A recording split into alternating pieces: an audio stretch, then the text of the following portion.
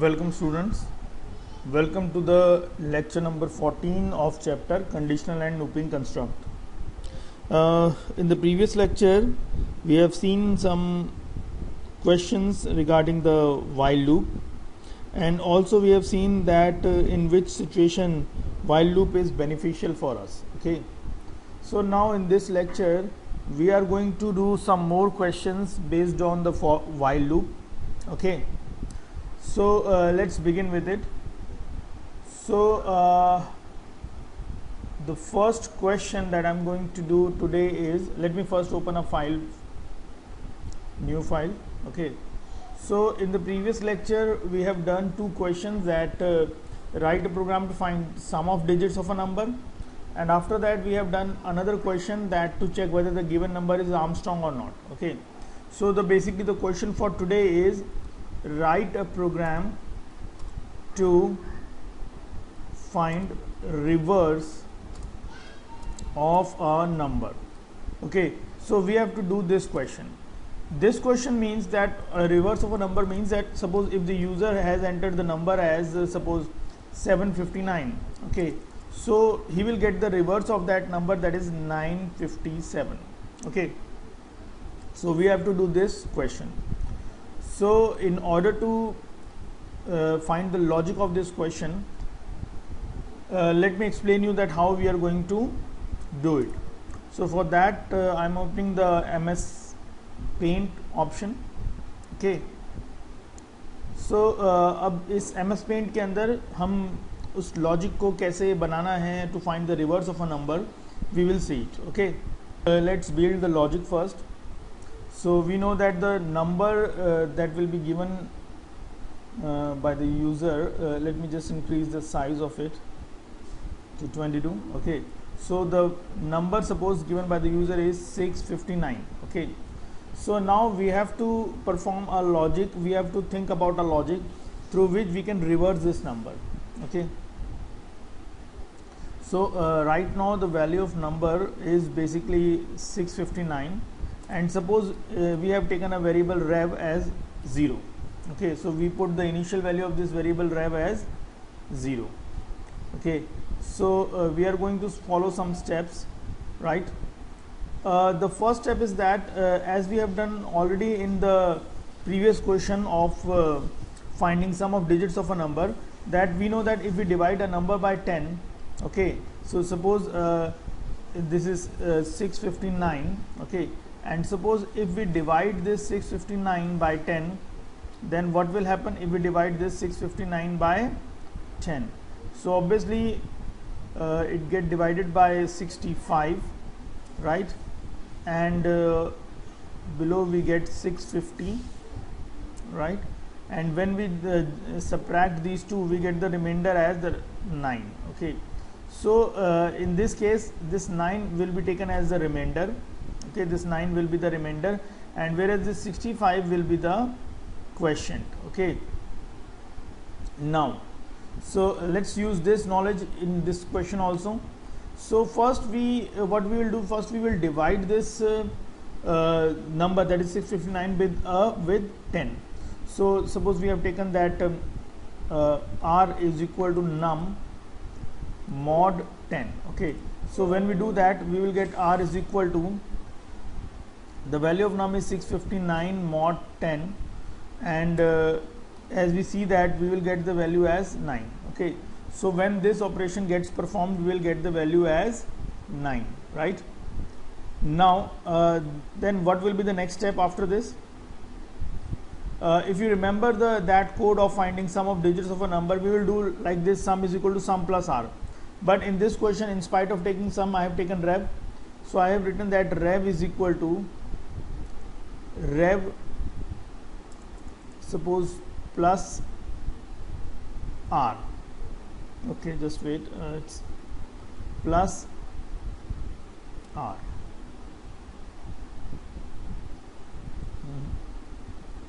Plus r. Now it's quite visible. So the value of rev is equal to, the current value of rev is right now 0 and r is 9. So it will be, the rev is basically becomes 9. Okay, Now after that in the previous question also, after completing this step, what we have done, we basically reduce the number. Okay, so for reducing the number, we will do the step like num is equal to num floor division 10. Okay, so this will be the step that num is equal to floor division 10. Okay, let me just reduce its size so that we can view it properly. Okay, 20 is not sufficient, let me set it 18. Right, so when we divide the num by 10, then the new value of num will become 659 divided by 10, so it will be 65. Okay, so let me just redraw this line because now, so after completion of this iteration, we can see the current value of num becomes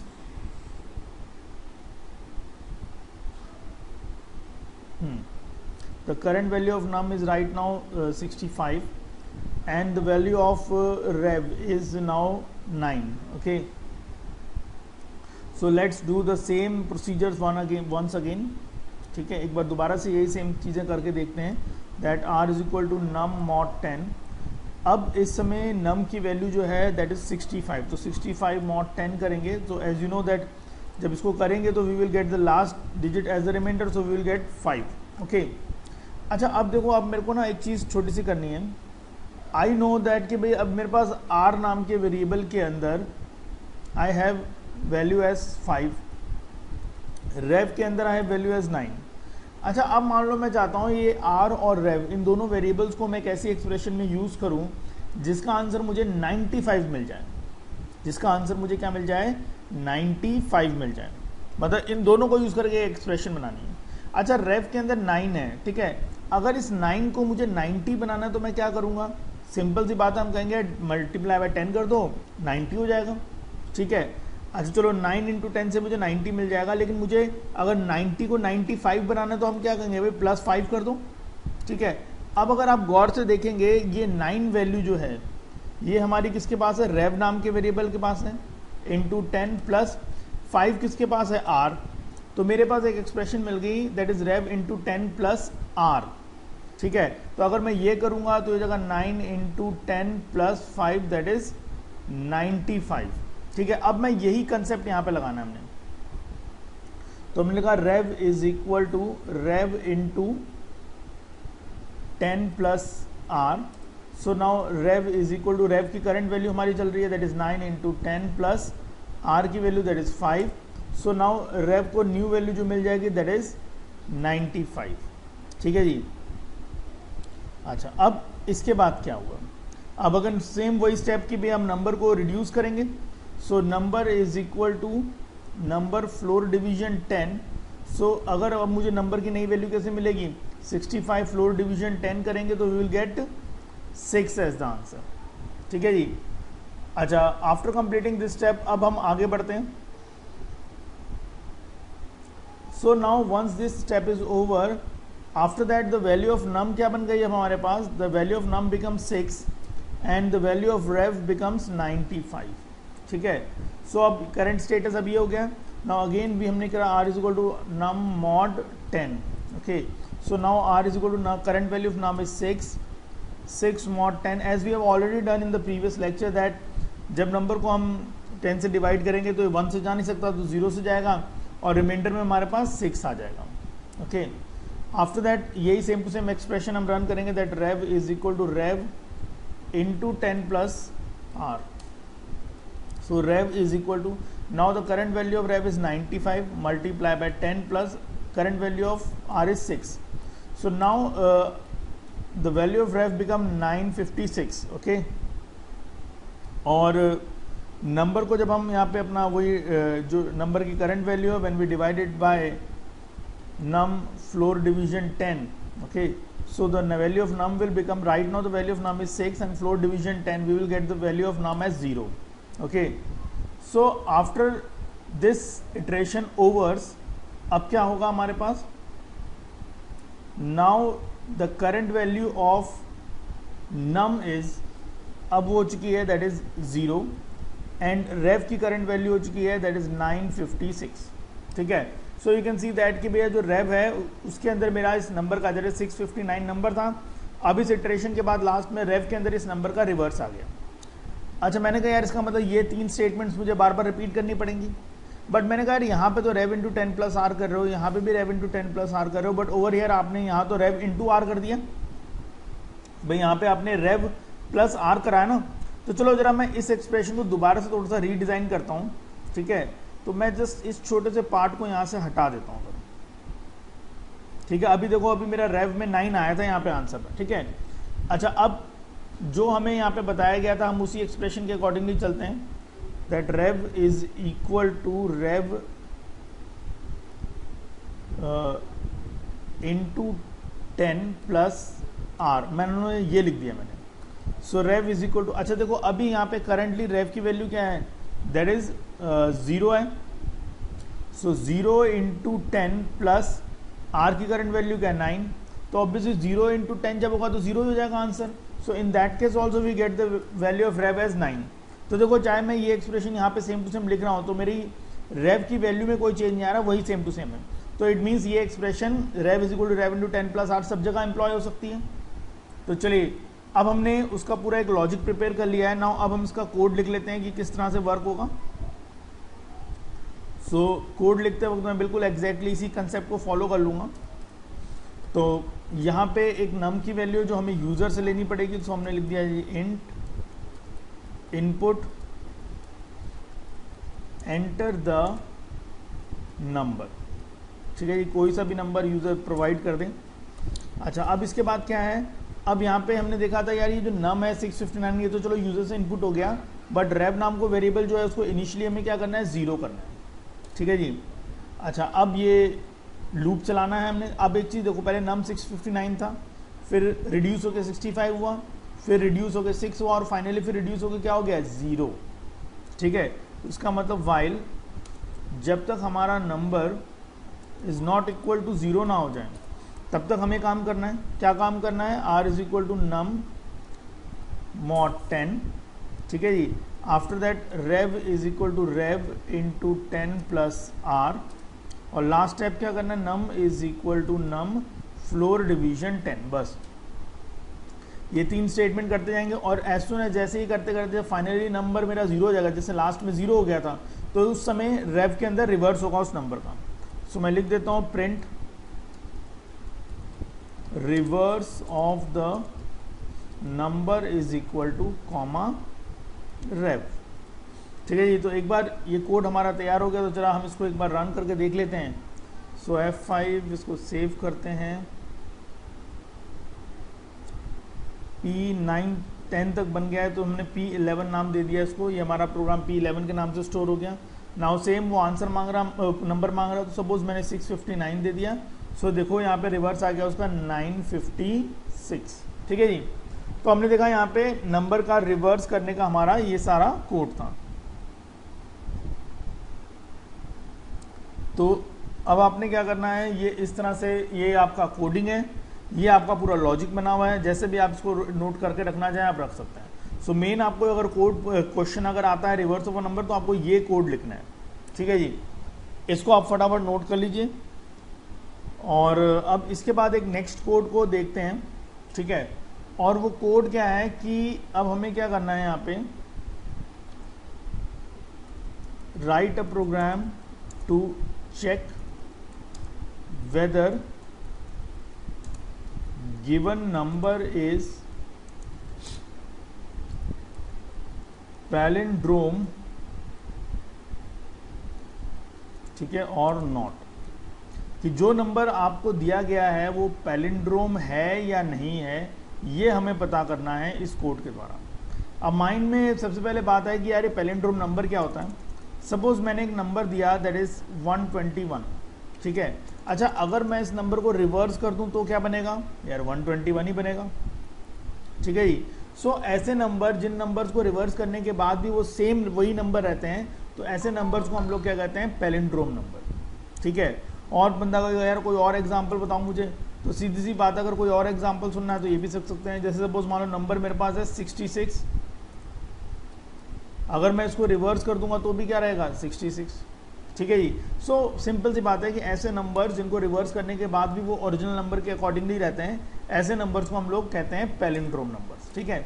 तो इसमें हमारा ये logic जो है, जो हमने अभी यहाँ पे बिल्टअप किया था, वो यूज़ हो जाएगा, क्योंकि हमें क्या करना है, यहाँ पे जो यूज़र नंबर दे रहा है उसको रिवर्स करना है, और रिवर्स करने के बाद अब उसके यहाँ तो हम सिर्फ उस रिवर्स करने के बाद उसको डिस्प्ले कर देते थे, लेकिन अब हमें डिस्प्ले नहीं करवाना, बल्कि हमें रिवर्स करने के बाद जो नंबर ऑब्टेन होगा उसको ओरिजिनल नंबर से कंपेयर करना है कि वो उसके बराबर है या नहीं है। तो जो हमने पहले कोड लिखा था वही एज इट इज वही सारा कोड चलेगा यहाँ पे। तो मैं एक बार पहले उस कोड को भी लिखना स्टार्ट करता हूँ, जैसे num is equal to int input enter the number. So हमने यहाँ पे यूजर से नंबर एंटर करवा लिया, ठीक है, जो भी इसका निकालना है। अच्छा, उसके बाद हम लोग जो कोड लिखते थे उसमें क्या था, सीधा मैं ऐसे लिख देता था ना, एक रेव नाम का वेरिएबल ले लिया था, उसको 0 कर दिया था, फिर लिखा था while num is not equal to 0। तब तक क्या करना था हमें, r is equal to num mod 10 करना था, और फिर rev is equal to rev into 10 plus r। जो अभी सिंपल एग्जैक्टली कोड लिखा था वही एज इट इज मैं लिख रहा हूँ, num फ्लोर डिवीजन 10, ठीक है। अब मुझे पता है कि यार ये जब कोड मेरा खत्म होगा तो rev नाम के वेरिएबल के अंदर num के अंदर जो भी नंबर था उसका रिवर्स आ चुका होगा। अब मुझे ये देखना है कि यार rev के अंदर जो वैल्यू आई है और ओरिजिनल वैल्यू है जो नंबर की, वो सेम है कि नहीं है। बट प्रॉब्लम इज दैट जो नंबर है जिसके अंदर ओरिजिनल नंबर पड़ा हुआ था, वो जब इस लूप के अंदर यूज हुआ तो लूप कब फिनिश हुआ, जब ये नंबर की वैल्यू 0 के बराबर हो गई। तो यानी कि नंबर जो है, num नाम का वेरिएबल जो है, वो अपनी ओरिजिनल वैल्यू लॉस कर चुका है। सो अब हम यहाँ पे क्या करेंगे, पहले इसको यूज़ करने से पहले हम एक अलग सा वेरिएबल लिया मैंने n, उसके अंदर मैंने num की वैल्यू प्रिजर्व कर दी, ठीक है, क्योंकि मुझे पता था num को मुझे यूज़ में लूप में यूज़ करना है, तो ऑब्वियसली लूप में जब यूज़ करूँगा तो उसकी वैल्यू पे इफेक्ट होगा ही होगा। सो नाउ मेरी रिक्वायरमेंट क्या थी कि मैं num की ओरिजिनल वैल्यू को कहीं पे अलग से रख दूँ। तो मैंने n नाम के वेरिएबल में पहले num की वैल्यू कॉपी करवा दी और फिर इस लूप के अंदर num को यूज़ किया। अब मुझे पता है जब ये लूप खत्म हो जाएगा तो rev के अंदर तो उस नंबर का रिवर्स होगा। तो अब मैं चेक करूँगा if rev is equal to n। अब n से क्यों कंपेयर कर रहा हूँ, क्योंकि लूप में इस्तेमाल होने से पहले num की वैल्यू n में अलग से प्रिजर्व कर दी थी। सो अगर रिवर्स ऑफ द नंबर और ओरिजिनल नंबर दोनों सेम है तो हम कहेंगे print it is a palindrome number, ठीक है जी।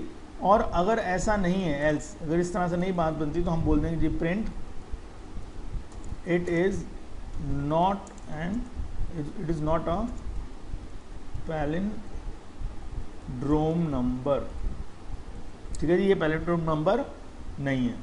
तो इतना हो गया।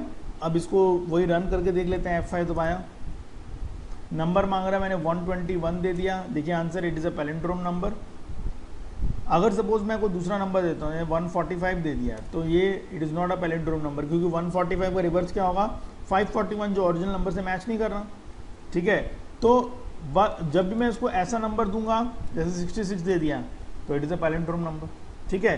तो हमें समझ में आ गया कि पैलिंड्रोम नंबर कौन से होते हैं, वो नंबर जिनको अगर हम रिवर्स करें तो वो ओरिजिनल नंबर के अकॉर्डिंगली बनते हैं, तो उसको हम लोग कहते हैं पैलिंड्रोम नंबर्स, ठीक है। So basically this is a code for it, और आप इस कोड को नोट कर सकते हैं, ठीक है जी। नाउ अब इसको नोट करने के बाद अब आगे बढ़ते हैं और देखते हैं कि इसमें हमारे पास और क्या क्या क्वेश्चंस की वेराइटीज़ हैं। तो इस बार क्वेश्चन नेक्स्ट मेरे पास है कि write a program to find factorial of a number. एक नंबर है उसका फैक्टोरियल निकालना है। अच्छा, आप हमने कहा यार फैक्टोरियल क्या होता है। जैसे सपोज मान लीजिए आपको एक नंबर दे दिया मैंने, सपोज मैंने 4 नंबर दे दिया, ठीक है, मैंने आपको एक नंबर एंटर करवा दिया दैट इज 4। तो इस नंबर का जो फैक्टोरियल है वो क्या होगा, वो होगा 4 इंटू 3 इंटू 2 इंटू 1, ठीक है। तो उसको सॉल्व करेंगे तो 4 3 ज़ा 12, 12 2 ज़ा 24, तो 24 is basically the factorial of number 4, ठीक है। सो अब हमें ये देखना है कि यार चलो ठीक है ये समझ में आ गया, लेकिन अब ये फैक्टोरियल निकालने का जो कोड है, ये लॉजिक है, ये हमने कैसे बनाना है ज़रा इसके बारे में समझ लें। तो चलिए अब फैक्टोरियल निकालने का काम करते हैं, ठीक है। सो अब हमारे पास एक नंबर आ चुका है, दैट इज़ सपोज मान लो यूज़र ने हमें नंबर दे दिया है 5। अब हमें अपना जो कोड बनाना है वो कुछ इस तरह से बनाना है कि 5 का फैक्टोरियल निकल सके। अच्छा देखो, जब क्या होता है कि जब कंटिन्यूअस एडिशन होती है, जैसे अभी हम लोगों ने देखा था कि सम ऑफ डिजिट्स था या जो भी था, उसमें कंटिन्यूअस वे में एडिशन होता जा रहा है कि भाई वो नम मॉड 10 रिमाइंडर निकाल के वो सम करता जा रहा है। इसलिए हमने सम की इनिशियल वैल्यू क्या रखी थी 0, क्योंकि वहाँ पे एडिशन की चेन चल रही थी। लेकिन अब जो नंबर का फैक्टोरियल की बात करें, मान लो मैं कहता हूँ 5 का फैक्टोरियल निकालना, तो उसका हमें पता कैसे लगा, अभी कैसे निकलेगा, 5 × 4 × 3 × 2 × 1 इज इक्वल टू 120। तो अब मुझे इस तरह से इसको निकालना है, ठीक है। सो अब यहाँ पे कंटिन्यूस एडिशन नहीं बल्कि मल्टीप्लिकेशन हो रही है। सो मल्टीप्लिकेशन में एक ध्यान से एक बात सुन लो कि अगर मैंने इनिशियल वैल्यू 0 नहीं बल्कि 1 लूँगा, तो याद रखना जैसे अभी तक हमने जो भी क्वेश्चन किए उसमें एडिशन हो रहा था, तो इसलिए हमने जो इनिशियल वैल्यू थी रेव की या सम की जो भी थी वो हमने 0 लेके चले, क्योंकि 0 में अगर कुछ ऐड करोगे तो वही नंबर निकलेगा। लेकिन अब उसको यहाँ पे यूज़ नहीं कर सकते, क्यों? क्योंकि अगर मैंने किसी भी नंबर को 0 से मल्टीप्लाई कर दिया तो नंबर 0 ही हो जाएगा। तो याद रखना कि जब एडिशन करवानी होगी तो इनिशियल वैल्यू 0 रख लेके चलो, लेकिन जब मल्टीप्लिकेशन वाले प्रोसीजर की बात होगी तब इनिशियल वैल्यू 1 लेके चलो, ठीक है जी। तो अब सपोज मान लो यूजर ने एक नंबर दे दिया 5, मान लो मैं लिखता हूँ 1 मल्टीप्लाई बाय 5, ठीक है। यानी कि जो नंबर है पहले मैंने उसको 1 से मल्टीप्लाई किया, आंसर आ गया 5। अब नेक्स्ट बार क्या करूँगा, ये जो मेरा यहाँ पे रिजल्ट निकला था फाइल, उसको यहाँ यूज़ करूँगा, ठीक है जी, मल्टीप्लाई। लेकिन अब मैं जो मेरा मेन नंबर था 5 उससे नहीं बल्कि उससे कम नंबर से मल्टीप्लाई करूँगा, तो 5 × 4 20 हो गया। फिर नेक्स्ट स्टेप में क्या करेंगे, ये जो 20 है ये यहाँ नीचे आ जाएगा, फिर मल्टीप्लाई, अब 4 को रिड्यूस करेंगे तो 4 हो जाएगा 3, तो ये हो जाएगा 60, ठीक है। और अब फिर वही 60 नीचे आ गया। अब जो अब यहाँ जो नंबर है उसको हमने मल्टीप्लाई करना है 2 से, तो 60 × 2 120, ठीक है। अब 120 मल्टीप्लाई बाय, अब 2 को से रिड्यूस किया 1, सो दैट इज़ 120। मैंने कहा जैसे ही ये 1 हो जाए हमारा ये जो इधर की साइड है वो रिजल्ट है। पर मेरे दिमाग में आया कि यार अगर ये 120 मेरा रिजल्ट है तो ये रिजल्ट तो मुझे एक स्टेप पहले मिल गया था, मैंने तो फालतू में 120 × 1 वाला स्टेप करा, तो अब मैं इस स्टेप को नहीं करूँगा, क्योंकि जब मुझे रिजल्ट एक स्टेप पहले मिल गया, मेरे पास 120 आ ही गया है, तो मैं फालतू में ये एक स्टेप और एक्स्ट्रा क्यों करवाऊँ। चलो जी, अब कैलकुलेशन इस वे में बनानी है वो तो समझ में आ गया, लेकिन अभी चलेगा कैसे। अब एक चीज़ ध्यान से देखो, ये हमारा नम था इज इक्वल टू, ठीक है। अच्छा अब मान लो ये जो वैल्यू है यहाँ पे यूज़ हो रही है, ठीक है। अब इसको कैसे मैनेज करना है, ठीक है। अब यहाँ पे ज़रा देखते जाना ध्यान से कि सपोज मान लो मैं एक वेरिएबल ले लेता हूँ फैक्ट और उसको इनिशियल वैल्यू दे देता हूँ 1, क्योंकि क्यों दे रहा हूँ 1, क्योंकि मेरी मल्टीप्लिकेशन किससे स्टार्ट हो रही है 1 से, ठीक है। अच्छा अगर अब देखो जैसे मान लो ये आंसर मैं यहाँ पे यूज़ कर रहा हूँ, तो एक तरह से ये आंसर किस में जा रहा है, फैक्ट में। तो अगर मैं यहाँ पे लिखूँ नम इज इक्वल टू,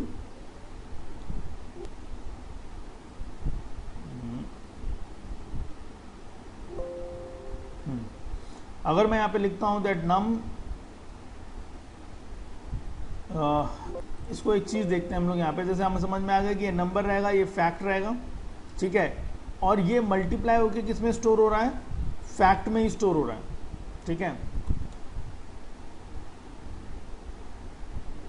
अच्छा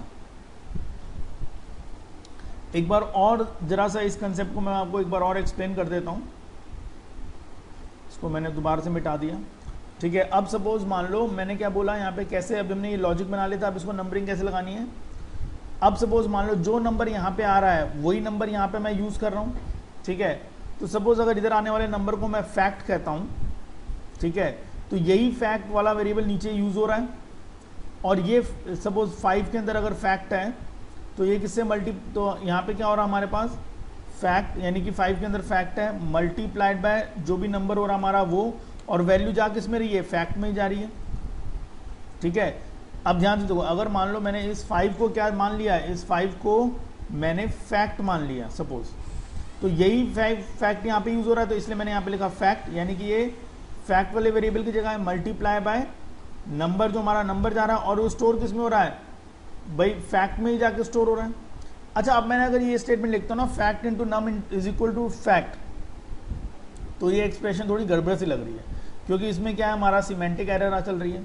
तो मैंने कहा यार जब ये वाली एक्सप्रेशन गलत है, जैसे सपोज मान लो फॉर एग्जांपल के तौर पर, अब मैं किसी को बोलूं कि भैया a इज इक्वल टू 3 + 5 सही है कंप्यूटर की नज़र में, तो लेकिन 3 + 5 इज इक्वल टू a ये गलत है।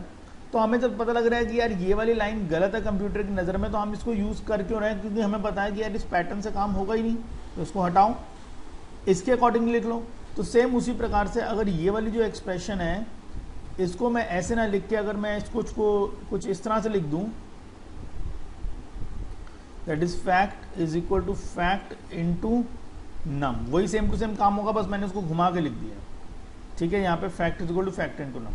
अच्छा, अब देखो हर स्टेज में, यानी कि हर लाइन में ये वाली स्टेटमेंट परफॉर्म होगी, fact is equal to fact into num, लेकिन हर स्टेटमेंट के बाद, हर एक्सप्रेशन के बाद आप देखो फैक्ट की वैल्यू, सॉरी नम की वैल्यू पहले 5 थी, अब कितनी हो गई है 4, अगले में 3, यानी नम की वैल्यू कंटिन्यूसली रिड्यूस हो रही है ना, तो हमें लिख देंगे नम इज इक्वल टू नम -1। ठीक है, सो ये दो स्टेटमेंट मुझे यहाँ पे परफॉर्म करनी है। ठीक है, ये करता जाऊँगा मैं, और ये दो स्टेप्स मुझे कब तक परफॉर्म करते जाना है। ठीक है, क्योंकि अब मुझे समझ में आ गया है कि पहले हर लाइन में ये वाला स्टेप करना है और फिर उसके बाद नंबर को माइनस कर देना है, लेकिन ये कब तक करते देना। आप देखो नंबर पहले 5 था, फिर रिड्यूस होकर 3 हुआ, फिर 2 हुआ, फिर 3 हुआ, फिर 2 हुआ, बस, लेकिन 2 के आगे रिड्यूस नहीं हुआ।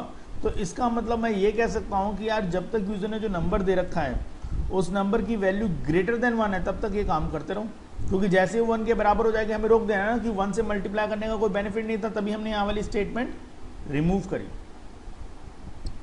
तो अब हमारे पास कंसेप्ट ये बना है कि यार ये दो स्टेटमेंट चलानी है, कब तक चलानी है, जब तक नंबर की वैल्यू ग्रेटर देन 1 है। ठीक है, तो इसके लिए अब कोड देखते हैं कि कोड कैसे लिखना है हमने यहाँ पे, तो जरा इसको मैं तो चलिए अब देखो यहाँ पे हमने जो इसका ये कोड बनाया था, हमने कंसेप्ट ये सोचा था ये वाला। तो सबसे पहले हमने यहाँ पे क्या करना है, पहले यूजर से नंबर ले लिया, तो number is equal to int input enter number. ठीक है, अच्छा अब एक चीज़ देखो, यहाँ पे शुरुआत मैंने मल्टीप्लाई करने की किससे करी थी, 1 से ना। ठीक है, तो यहाँ पे इस पोजीशन पे फैक्ट की वैल्यू आ रही है, तो सबसे पहले मुझे क्या करना है, जो फैक्ट वाला वेरिएबल होगा मेरा, ठीक है, यहाँ पे आते हैं, हाँ, जो फैक्ट वाला वेरिएबल होगा उसको मैं 1 से स्टार्ट करूँगा। ठीक है जी। अच्छा, और हमने यहाँ पे लॉजिक क्या सोचा हुआ था, हमने ये देखा था कि जब तक हमारे नंबर की वैल्यू ग्रेटर देन 1 है, मैंने लिख दिया while number is greater than 1, तब तक क्या करते रहना है, fact is equal to fact multiply by num, और num is equal to num -1। ठीक है जी, तो ये इस तरह से चलता रहेगा, और जब ये खत्म होगा तो फैक्ट के अंदर उस नंबर का फैक्टोरियल होगा, तो आप प्रिंट करके लिख सकते हैं, print factorial of number is equal to comma fact. ठीक है, सो ये अब हमारे पास कोड आ गया है, एक बार इसको रन करके देख लेते हैं, F5। अब नंबर मांगा जा रहा, मान लो मैंने 5 दिया, तो आगे फैक्टोरियल उसका 120। ठीक है, अगर सपोज मान लो मैं कोई और नंबर देता हूँ, ठीक है, सपोज मैं नंबर दे देता हूँ 6, तो 6 का फैक्टोरियल आ गया 720। ठीक है, तो इस कोड के द्वारा हम जो भी नंबर प्रोवाइड करेंगे उस नंबर का हम वो निकाल सकते हैं, क्या कहते हैं, फैक्टोरियल निकाल सकते हैं। ठीक है जी, तो इस कोड को भी आपने जो है अपना नोट कर लेना है, क्योंकि भाई आप इसको देख के समझ सकते हो कि फैक्टोरियल का कोड कैसे हमने बनाना है। ठीक है, तो थोड़ा सा इसको छोटा कर देता हूँ ताकि आपको ये लॉजिक भी दिख सके और कोड भी दिख सके। ठीक है जी, तो मेन ये प्रोग्राम है हमारा फैक्टोरियल निकालने का, जो कि हमने इस कंसेप्ट के अकॉर्डिंगली डेवलप किया है। क्लियर है सबको इतनी बात यहाँ पे? ठीक है, अब ये हमने कुछ क्वेश्चंस परफॉर्म किए जो बेसिकली वाइल लूप के ऊपर बेस्ड थे। ठीक है, कुछ क्वेश्चंस और हैं वाइल लूप के ऊपर जो हमें करने हैं, तो मैं अभी जस्ट आपको उन क्वेश्चंस के बारे में थोड़ा सा हिंट दे देता हूँ कि आपको क्या क्वेश्चन परफॉर्म करने हैं। ठीक है, तो जो आपने प्रोग्राम बनाने हैं वो ये है,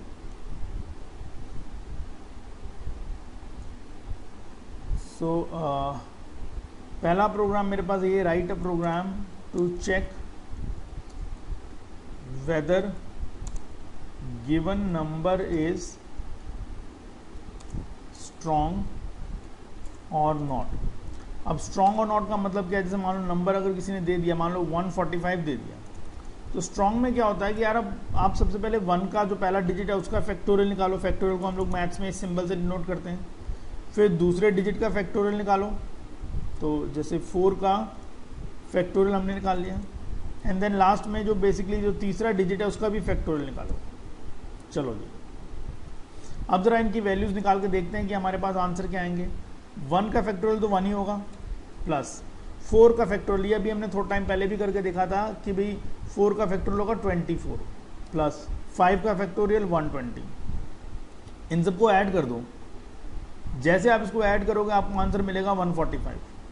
तो आप एक चीज देख रहे हैं कि 145 एक ऐसा नंबर है जिसके हर एक डिजिट का फैक्टोरियल निकालने के बाद जब उसको ऐड किया जाता है तो you will get the same number. ठीक है, सो अब यहाँ पे इसको कैसे परफॉर्म करना है, किस तरह से करना है, ये आपको लॉजिक सोचना पड़ेगा।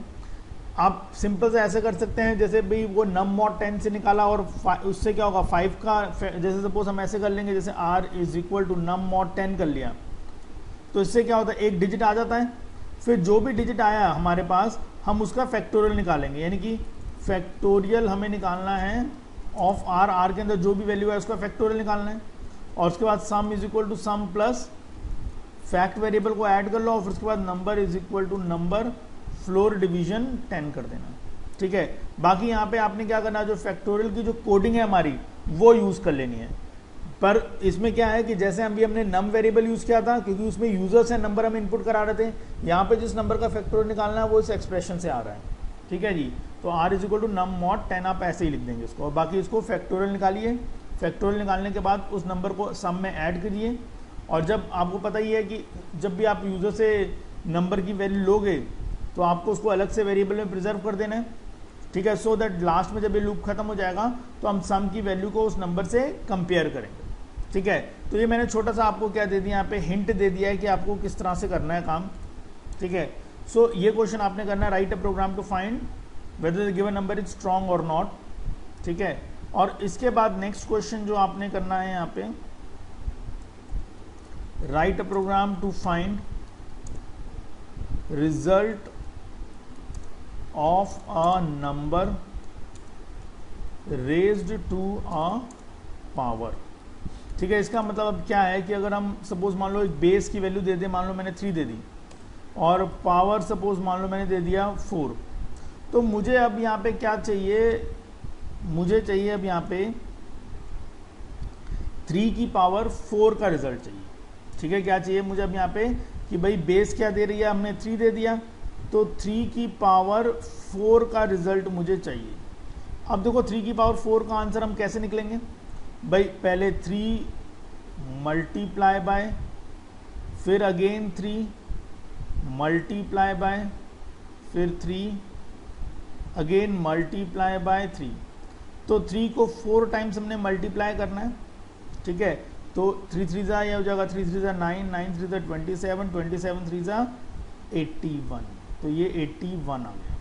ठीक है, तो अब आपको ऐसा प्रोग्राम डिज़ाइन करना है कि यूज़र कोई भी बेस की वैल्यू दे, कोई भी पावर की वैल्यू दे, ये उसको उतने बार परफॉर्म करके आपको आंसर दे दे। ठीक है, देखो जैसे फैक्टोरियल निकालने के लिए कंटिन्यूस मल्टीप्लिकेशन हो रही थी, यहाँ पे भी कुछ ऐसा ही हो रहा है, लेकिन एक चीज़ का ध्यान दो, अगर तुम ध्यान से देखोगे वहाँ पे नंबर रिड्यूस होते जा रहे थे, बट यहाँ पे पहला भी 3 है तो फिर अगला भी 3 है, फिर उसके बाद भी 3 है, सेम नंबर मल्टीप्लाई हो रहा है। तो खैर जस्ट अब आपने खुद अपने दिमाग से लॉजिक सोचना है कि इसको कैसे बनेगा, बाकी थोड़ा हिंट जो दिया था वो मैंने दे दिया।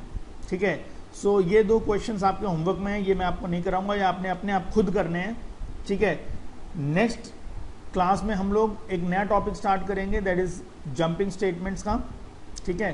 सो तब तक के लिए thank you very much and have a nice day.